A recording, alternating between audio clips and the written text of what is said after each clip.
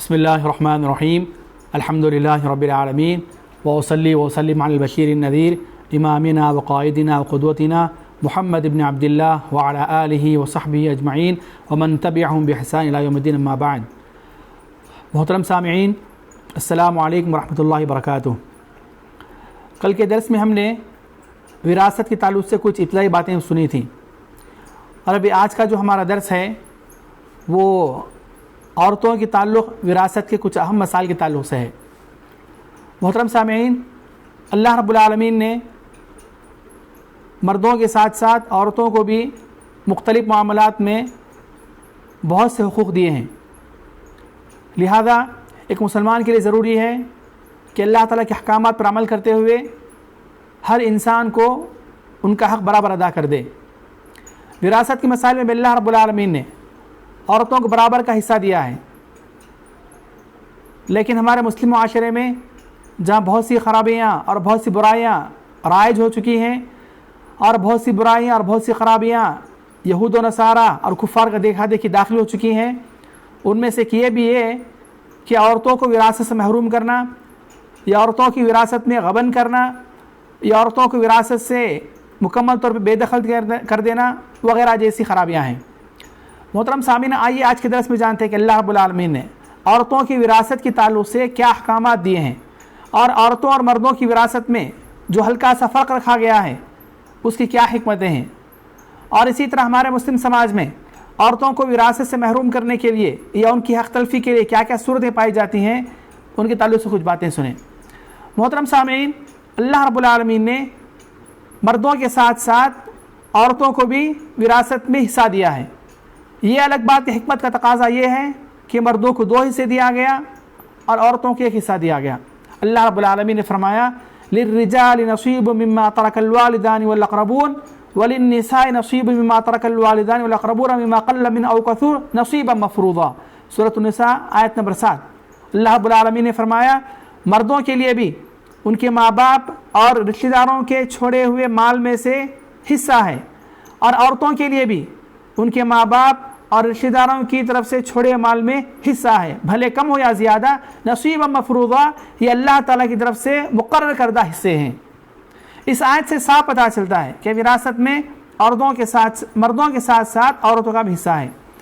ایک اور حدیث ہے، رسول اللہ نے فرمایا صلی اللہ علیہ وسلم انما النساء شقائق الرجال، یقیناً عورتیں مردوں کے ساتھ ساتھ چلنے والی ہیں۔ رواہ ابو داود والترمذی واحمد وابو یعلا فی مسندہ والدارمی والبیہقی وصححہ الالبانی۔ اس حدیث کو شیخ امام البانی رحمہ اللہ نے صحیح قرار دیا ہے۔ اس حدیث میں یہ کہا گیا کہ سماجی معاملات میں مردوں کے ساتھ ساتھ عورتوں کو بھی برابر کا حصہ دیا گیا ہے۔ تو اس قرآنی آیت اور اس حدیث سے صاف پتہ چلا کوئی وراثت میں بھی عورتوں کے لیے برابر کا حصہ ہے جیسے مردوں کے حصے رکھے گئے ہیں۔ پھر محترم سامعین، سورۃ النساء کی آیت نمبر 11 اور آیت نمبر 12 جیسا کہ ہم نے کل کے درس میں پڑھا، آیت نمبر 11 میں اللہ رب العالمین نے سب سے پہلے جو بات ذکر کی ہے وہ مردوں اور عورتوں کے حصوں کی تعین کی ہے۔ اللہ رب العالمین نے فرمایا یوصیکم اللہ فی اولادکم للذکر مثل حظ الانثیین، اللہ تعالیٰ میں اس بات کی وصیت کرتا ہے کہ تمہاری اولاد کے تعلق سے کہ لڑکوں کو 2 حصے ملیں گے اور لڑکیوں کو 1 حصہ ملے گا، یعنی بالفاظ دیگر وراثت کے مال میں بیٹیوں کے لیے 1 حصہ تو بیٹوں کے لیے 2 حصے ہیں۔ محترم سامعین، یہ جو اللہ رب العالمین نے جہاں عورتوں کو وراثت میں حصہ دیا، یہ اللہ تعالیٰ کا بہت بڑا احسان ہے، ورنہ ہم لوگ دیکھتے ہیں کہ ادیان باطلہ میں، یہودیت میں، عیسائیت میں، ہندوازم میں اور دوسرے باطل ادیان میں اور باطل مذاہب میں، پھر اسی طرح باطل کلچر میں، دنیا کے بہت سے ممالک میں اور بہت سے قوانین میں، بہت سے کلچر میں، تہذیبوں میں عورتوں کو وراثت سے مکمل طور پہ محروم رکھا جاتا ہے، عورتوں کو وراثت میں کچھ بھی نہیں دیا جاتا۔ ہندوازم میں عورت کو وراثت میں کچھ بھی حصہ نہیں، ماں باپ بیٹی کی شادی کے موقع پر جو کچھ اس کو زیور یا دعوت یا سامان جہیز دے دیا کرتے ہیں وہی عورت کا حصہ، جسے کنیا دان کہا جاتا ہے۔ پھر ان کی وراثت میں ان کی بیٹیوں کے لیے کچھ بھی حصہ نہیں رہا کرتا۔ پھر عیسائیت میں، یہودیت میں، پھر مغربی ممالک کے کلچر میں، وہاں کے قوانین میں ماں باپ کی وراثت میں سے بیٹیوں کے لیے کچھ بھی حصہ نہیں ہوا کرتا۔ یہ اللہ تعالیٰ کا بہت بڑا احسان ہے کہ اللہ رب العالمین نے ان ادیان باطلہ اور عورتوں پر کیے جانے والے ظلم و ستم سے ہٹ کر عورتوں کو برابر کا انصاف دیا، عورتوں کو برابر کا حصہ دیا، ان کے حقوق کو تسلیم کروایا، اور باقاعدہ مردوں کے ساتھ ساتھ عورتوں کے لیے بھی وراثت میں حصے رکھے، تاکہ بیٹیاں بھی اپنے ماں باپ کے مال میں سے برابر وراثت کا حصہ پا سکیں اور اپنی معاشی زندگی اور اپنے مالی مسائل کو حل کر سکیں اور کسی کے محتاج نہ ہونے پائیں۔ یہ اللہ تعالیٰ کا بہت بڑا احسان ہے۔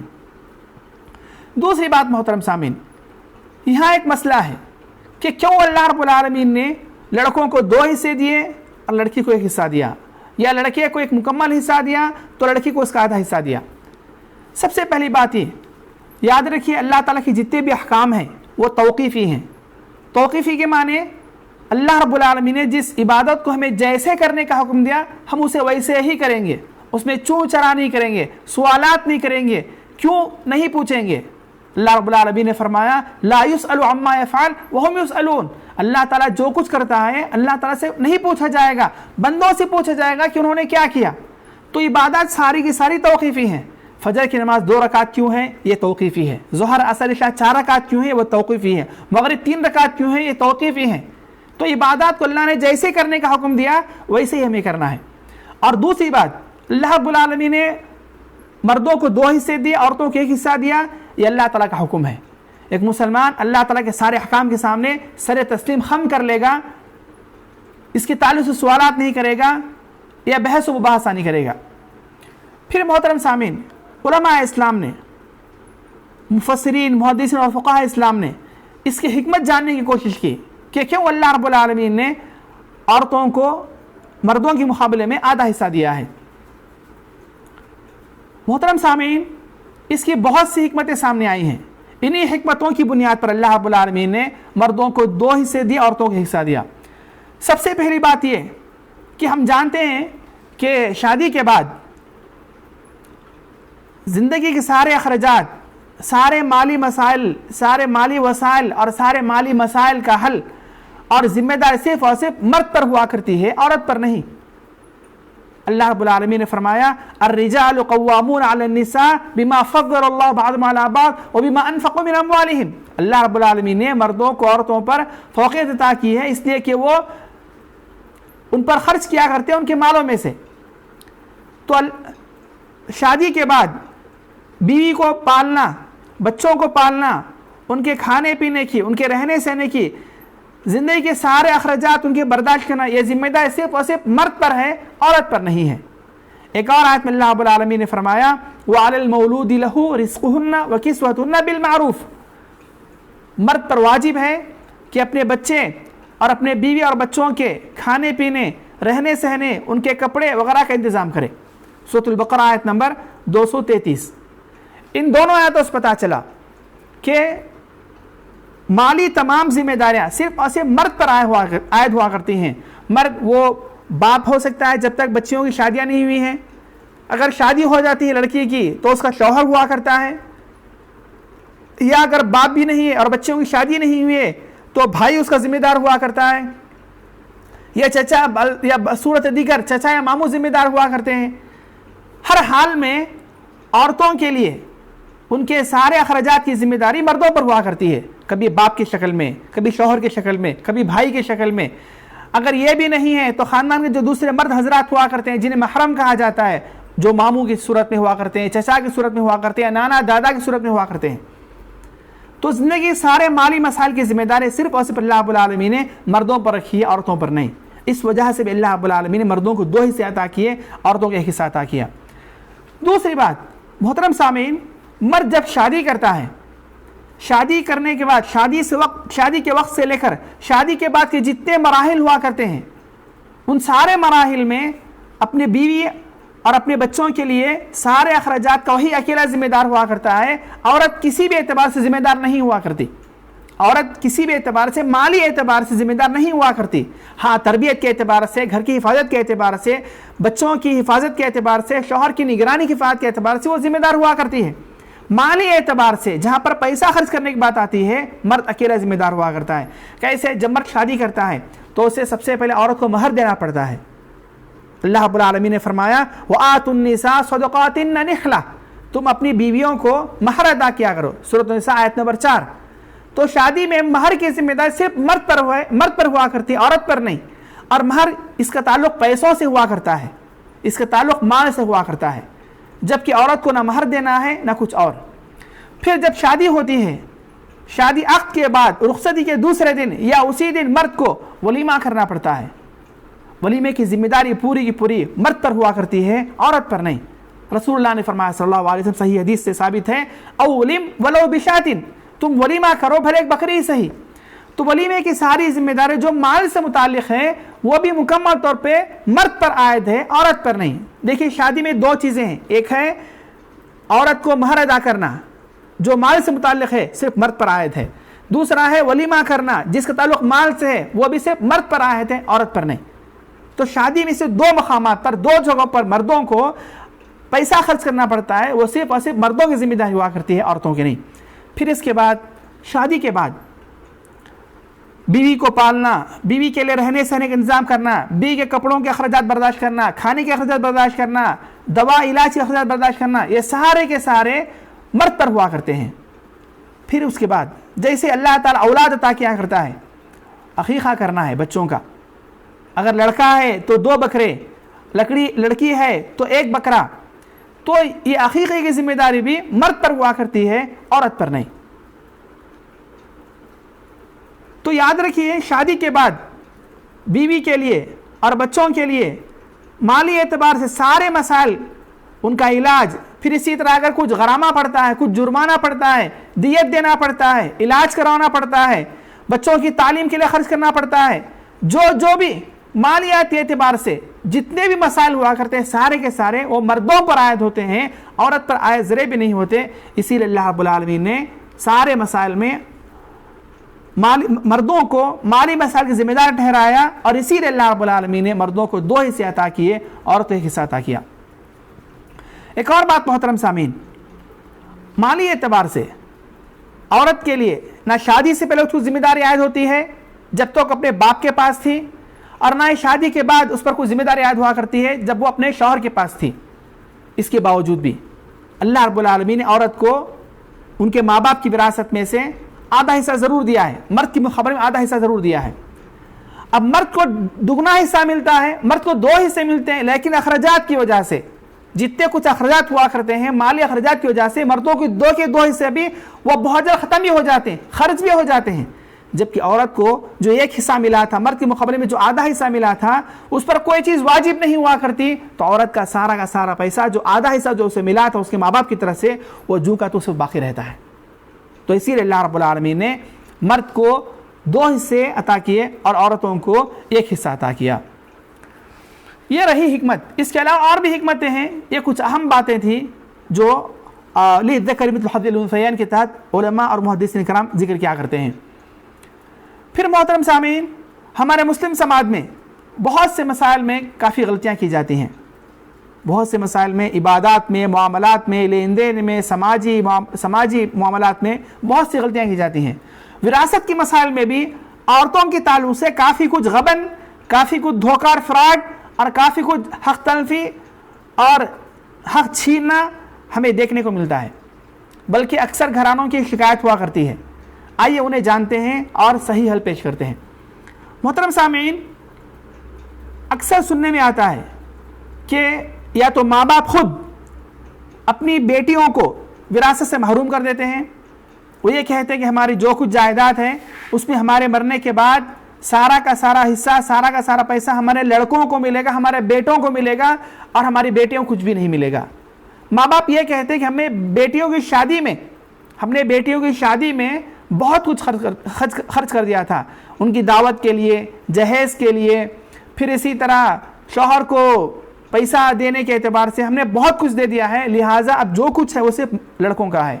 याद रखिए मोहतरम सामीन, ये शैतानी ख्याल है, ये शैतानी फ़िक्र और फार्मूला है। अल्लाह रब्बुल आलमीन ने और अहादीस नबविया में हमें इस बात का कहीं हुक्म नहीं मिलता है کہ اللہ رب العالمین نے یہ حکم دیا ہو کہ تم بیٹیوں کی شادیوں میں جہیز دو، دعوتیں دو، خرچ کرو پیسہ، پانی کی طرح بہاؤ پیسہ. یہ تو اللہ تعالیٰ کا حکم نہیں تھا. ہمیں کیا ضرورت تھی؟ ماں باپ کو کیا ضرورت ہے کہ اتنا پیسہ خرچ کریں بیٹیوں کی شادیوں میں؟ ایسی جگہوں پر اپنی بچیوں کی شادی کریں جہاں شادی کر لینے والا خالص کتاب و سنت کے عین موافق شادی کریں.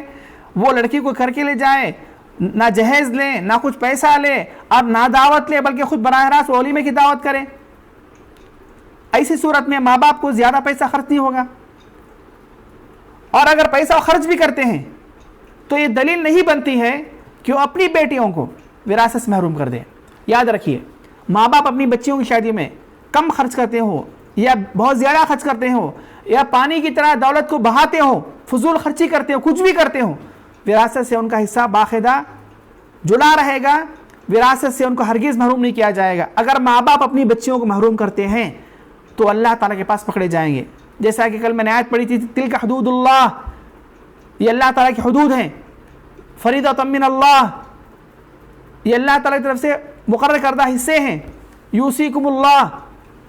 تو لہٰذا اگر ماں باپ اس طرح کی حرکت کرتے ہیں، اپنی بچیوں کو، اپنی بیٹیوں کو وراثت سے اگر محروم کرتے ہیں تو غلط کام کر رہے ہیں، گناہ کا کام کر رہے ہیں، اللہ تعالیٰ کے پاس پکڑے جائیں گے.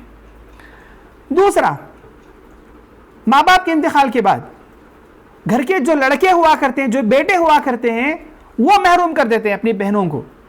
وہ کہتے ہیں کہ تمہیں وراثت میں کچھ نہیں ملے گا، اس لیے کہ ہمارے ماں باپ نے تمہاری شادیوں میں کافی پیسہ خرچ کر دیا تھا، جتنا پیسہ ہمارے شادیوں میں خرچ نہیں ہوا تھا، لہذا تمہارا حصہ تو نکل چکا، تم نے اپنا حصہ شادی میں اخراجات کی شکل میں لے لیا ہے، لہذا اب جو کچھ ہمارے ماں باپ کا حصہ ہے وہ صرف اور صرف وہ ہمارا حصہ ہے، بیٹوں کا حصہ ہے. لہذا ساری دولت، سارا مال لڑکے لے کر جاتے ہیں، بیٹے کو محروم کر دیتے ہیں. یاد رکھیں محترم سامعین، یہ بھی حرام ہے. بیٹوں کا یعنی بھائیوں کا اس چیز کو بنیاد بنا کر اپنی بیٹیوں کو وراثت میں، اپنی بہنوں کو وراثت محروم کرنا، یہ غلط اور شیطانی خیال ہے. اور لڑکے بھائی لوگ اپنی بہنوں سے جتنا حصہ ان کا غلط طریقے سے چھین لیتے ہیں وہ حرام مال ہے. اللہ رب العالمین نے فرمایا، یا ایھا الذین آمنوا لا تاکلوا اموالکم بینکم بالباطل. ایمان والو، کسی کا بھی مال آپس میں باطل طریقے سے مت کھاؤ. اور یاد رکھیے، جو بھائی اس طرح کرتے ہیں، قیامت کے دن انہیں اللہ تعالیٰ پاس حساب دینا ہے. اور ایک مشہور معروف حدیث ہے، حدیث المفلس جسے کہا جاتا ہے، کہ ایک آدمی پہاڑ کے برابر نیکی لے کر آئے گا، لیکن قد ضرب هذا واكل مال هذا وشتم هذا، کسی کا مال کھایا ہے، کسی کو گالی دیا ہے، کسی کی عزت پہ حملہ کیا ہے، فیؤخذ من حسناته. تو ایسے نیکیاں لانے والے کے تعلق سے اس کی نیکیاں لے کر ان گناہ گاروں کو دے دی جائیں گی اور اس کو بالآخر جہنم رسید کر دیا جائے گا. مشہور معروف حدیث ہے. تو یاد رکھیے، نہ ماں باپ کو حق پہنچتا ہے کہ اپنی بچیوں کو وراثت سے محروم کریں، نہ ہی ماں باپ کے انتقال کے بعد بھائیوں کو یہ حق بنتا ہے کہ وہ اپنی سگی بہنوں کو وراثت سے محروم کریں. ماں باپ نے اپنی بیٹیوں کی شادی میں کتنا بھی خرچ کیا ہو اس کا حساب اللہ تعالیٰ کو دے دیں گے، لیکن وراثت پہ ان کا حصہ برابر رہے گا، کچھ بھی حذف نہیں کیا جائے گا. کیونکہ اللہ رب العالمین نے فرمایا، للرجال نصیب مما ترک الوالدان والاقربون وللنساء نصیب مما ترک الوالدان والاقربون. لڑکوں کے لیے بھی ان کے ماں باپ کے چھوڑے مال میں سے حصہ ہے اور لڑکیوں کے لیے بھی ان کے ماں باپ کے چھوڑے مال میں سے حصہ ہے. تو لڑکیوں کو برابر کا حصہ دیا جائے گا، لڑکوں کو 2 حصے دیے جائیں گے اور لڑکیوں کو حصہ دیا جائے گا. پھر محترم سامعین، ایک اور غلطی سماج میں ہم لوگ یہ دیکھتے ہیں کہ بسا اوقات ماں باپ یہ کہتے ہیں کہ ہماری وراثت میں لڑکوں کو اور لڑکیوں کو حصہ برابر ملے گا، لڑکوں کو 2 حصے، لڑکیوں کے حصہ ایسا نہیں، بلکہ جتنی بھی دولت ہوگی، جتنی بھی پراپرٹی ہوگی، جتنا پیسہ ہوگا، سب کو برابر ملے گا، لڑکوں کو دگنا، لڑکیوں کو 1 حصہ ایسا ہی. یہ بھی غلط ہے. یہ اللہ تعالیٰ کی تقسیم کے خلاف ہے، یہ اللہ تعالیٰ کے فرض کردہ حصے کے خلاف ہے. اللہ نے فرمایا، للذکر مثل حظ الانثیین، لڑکوں کو 2 حصے اور لڑکیوں کو 1 حصہ، تو اسی طرح سے دیا جائے گا، برابر کا حصہ معاملہ نہیں کیا جائے گا. ایک اور بات محترم سامعین، ہمارے مسلم سماج میں دیکھا جاتا ہے کہ جس طرح باپ اس کے مال سے وراثت تقسیم کی جاتی ہے بیٹوں میں اور بیٹیوں میں، بالکل اسی طرح ماں اگر کسی گھر میں عورت انتقال ہوتی ہے، یعنی کسی ماں کا انتقال ہوتا ہے اور ماں کی دولت ہوا کرتی ہے، جائیداد ہوا کرتی ہے اور ان کے بچے ہوا کرتے ہیں، تو اسی طرح جس طرح باپ کے مال سے بچے وراثت میں مال تقسیم کیا کرتے تھے، لڑکوں کو 2 لڑکیوں کو 1 حصہ، اسی طرح ماں کے مال سے بھی برابر حصہ تقسیم کیا جائے گا، لڑکوں کو 2 حصے لڑکے کا حصہ۔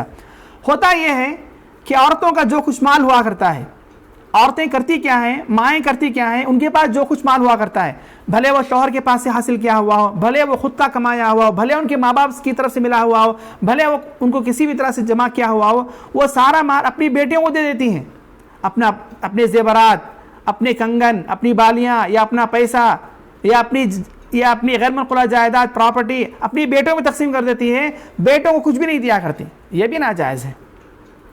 تو جس طرح اولاد باپ کے مال سے برابر شریعت کے اعتبار سے وارث ہوں گے، حصے دار بنیں گے، اسی طرح ماں کی طرف سے چھوڑے ہوئے مال سے بھی وہ برابر کے حصے دار ہوں گے۔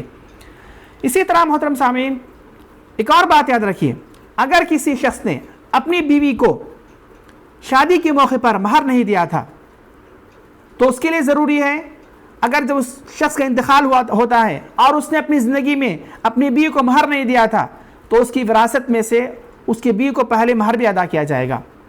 ہمارے ہندوستان میں ہندو سماج کا دیکھا دیکھی ایک چیز یہ بھی ہوتی ہے کہ بہت سے لوگ شادی کرتے ہیں، شادی میں لڑکی والوں سے بہت کچھ لیتے ہیں، جہیز لیتے ہیں، زیورات لیتے ہیں، دعوتیں لیتے ہیں، پیسہ لیتے ہیں، لیکن مہر دینے میں پیچھے ہٹتے ہیں اور کہتے ہیں مہر بعد میں دیں گے۔ اگر کبھی مجبور میں ایسا ہو جائے کہ مہر بعد میں دینا پڑے تو ٹھیک ہے، لیکن ایک امانت رہے گی، ایک قرض رہے گا، ایک حق رہے گا جسے مرد کو بہر صورت اپنی زندگی میں جیسے سہولت ہو جائے اپنی کو دینا پڑے گا۔ تو مردوں کے لیے ضروری ہے کہ جن مردوں نے اپنی بیویوں کو اپنا مہر ادا نہیں کیا ہے، شادی میں ادا نہیں کیا ہے، وہ اپنی زندگی میں دے دیں۔